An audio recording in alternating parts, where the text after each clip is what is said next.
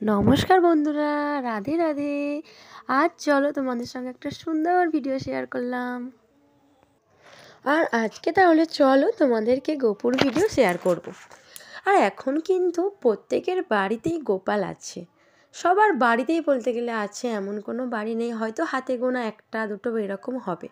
আর এই গোপালকে কিন্তু আমরা সবাই কিন্তু ছোট বাচ্চা হিসাবেই মেনে থাকি, যে এটাও একটা ছোট বাচ্চা বা ছেলে হিসাবে আমরা মেনে থাকি।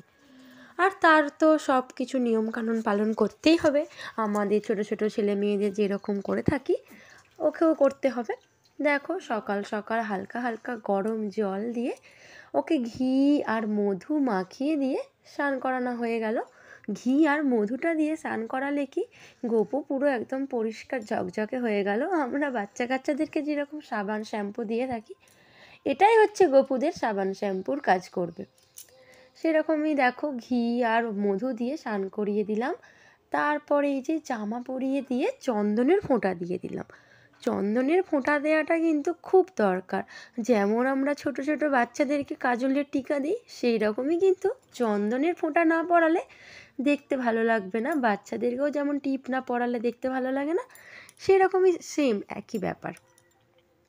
আর এই যে দেখো, তারপর যে যার যেমন সামর্থ্য মতো যেদিন যেরকম খাবার থাকে দেওয়া হয়।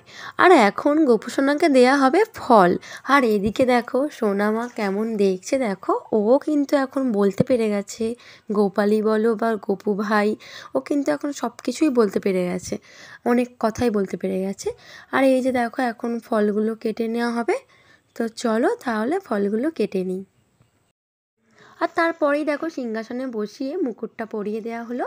আর এই যে এখানে ফল রেডি, শসা পেয়ারা আর বেদানা আজকে ছিল সকালের ভোগ, এটাই। আর এই যে এখানে জল আর তুলসী পাতা তো দিতেই হবে। দেখো, ভোগেতেও তুলসী পাতা দিয়ে দিয়েছি আর জলেতেও দিয়ে দিয়েছি। চলো বন্ধুরা, বাই, রাধে রাধে।